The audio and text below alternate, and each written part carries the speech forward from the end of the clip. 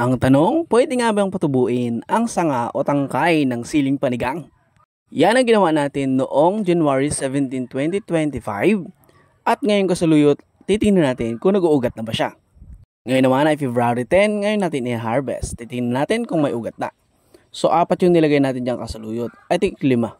At ang unang salungkay, walang ugat.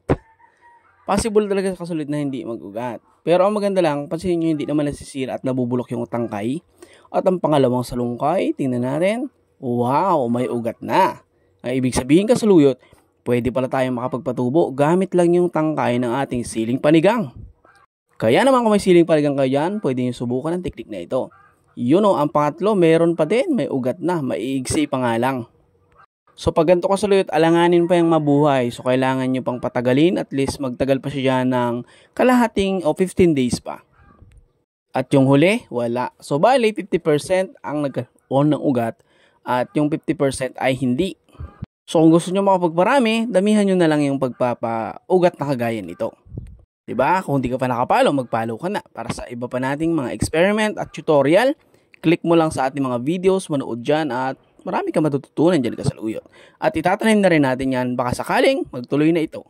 Abangan nyo. Bye-bye!